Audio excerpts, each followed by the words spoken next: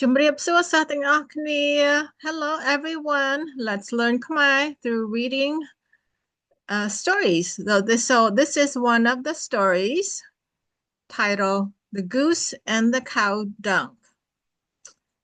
ក្ងាននិងលាមកគោ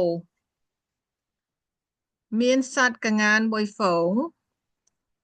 មេដឹកនាំសត្វក្ងានហ្វូងនោះបាននិយាយទៅក្ងានដទៃទៀតថាដល់ពេលយើងត្រូវហោះហើរ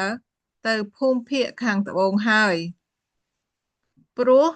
អាកាសធាតុត្រជាក់និងរដូវទឹកកកមកដល់ហើយយើងត្រូវតែចាកចេញសម្រាប់ជីវិតរបស់យើងមានសត្វក្ងានមួយមាឌធំជាងគេហៅវាថាអាធំឆ្លើយថាខ្ញុំមិនចង់ទៅទេខ្ញុំធុញទ្រាន់នឹងការហោះហើរមេសត្វក្ងានឆ្លើយទៅអាធំថាពួកយើងនឹងទៅទាំងអស់គ្នាអ្នកគួរតែមកជាមួយយើងផងដែរខ្ញុំមិនចង់ហើរទៅទេឯងពិតជាមិនចង់ទៅមែនឬទេខ្ញុំពិតជាមិនចង់ទៅទេពួកយើងនឹងទៅចោលឯងហើយហ្វូងក្ងានហោះហើរសំដៅទៅទិសខាងត្បូងទៅស្វែងរកសម្បុកថ្មីនៅភាគខាងត្បូងគ្រាន់តែចេញបានបន្តិច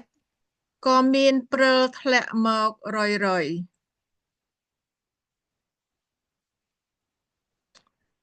មួយថ្ងៃកន្លងផុតទៅក៏មានទឹកកកធ្លាក់មកអាធំស្ដាយក្រោយណាស់ក៏សម្រេចចិត្តហោះហើរទៅទិសខាងត្បូងទៅរកបងប្អូនវាខំហោះហើរយ៉ាងលឿនក៏ប៉ុន្តែហោះហើរតែម្នាក់ឯងពិបាកណាស់វាគ្មានហ្វូងសត្វក្ងានដទៃទៀតជួយកម្ដៅឲ្យវាទេ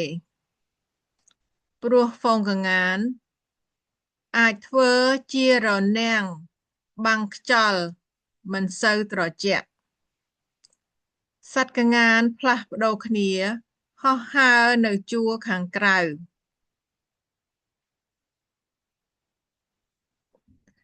អាធំខំប្រឹងតស៊ូខ្លាំងណាស់ដែរវាហត់ខ្លាំងណាស់ស្លាបវាក៏ចាប់ផ្ដើមត្រជាក់ហើយកករឹងបន្តិចម្ដងនៅទីបំផុតអាធំក៏ធ្លាក់រួចខ្លួនវាទាំងមូលក៏ធ្លាក់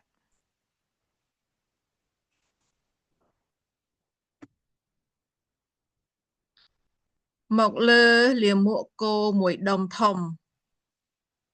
អាធំវាគិតខ្លួនឯងថាខ្ញុំនឹងស្លាប់ហើយនៅពេលនេះខ្ញុំនឹងស្លាប់លើគំនរអាចម៍គោនេះហើយក៏ប៉ុន្តែផ្ទុយទៅវិញកម្ដៅអាចម៍គោចាប់ផ្ដើមជួយឲ្យស្លាបរបស់វារលាយម្ដងបន្តិចខ្លួនវាក៏ចាប់ផ្ដើមមានកម្ដៅមកធម្មតាវិញខ្ញុំមានសង្ឃឹមហើយខ្ញុំនឹងមិនស្លាប់ទេអាធំអរខ្លាំងណាស់ក៏ខំស្រែកយ៉ាងខ្លាំងស្រែកខ្លាំងហើយខ្លាំងទៀត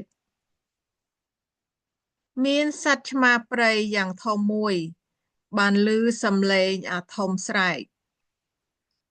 សត្វឆ្មាព្រៃដើរតម្រង់រកអាធំពេលជួបហើយសត្វឆ្មាក៏ចាប់ផ្ដើមលិតលាមកលើខ្លួនអាធំសត្វឆ្មាលិតហើយលិតទៀត ទាល់តែអស់លាមកគោ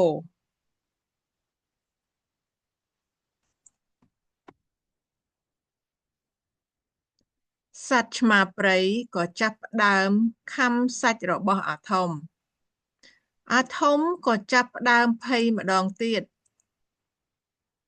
ឆ្មាព្រៃនេះវាមិនមែនមកជួយខ្ញុំទេគឺវាមកចង់ស៊ីខ្ញុំទេតើស្លាបខ្ញុំលែងកកហើយកម្ដៅខ្លួនខ្ញុំក៏ធម្មតាដែរខ្ញុំគួរតែហោះហើរឲ្យរួចខ្លួនទៅវាក៏លាតស្លាបខំប្រឹងហោះហើរ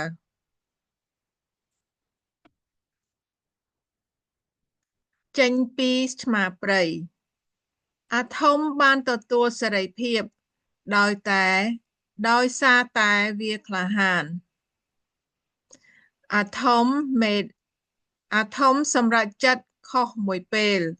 វាសឹងតែបាត់បង់ជីវិត This is the end of the story រឿងនេះចប់ហើយ What's the takeaway The takeaway is តើយើងអាចរៀនអ្វីពីរឿងរបស់អាធំទី1មនុស្សគ្រប់គ្នាតែងតែធ្វើខុស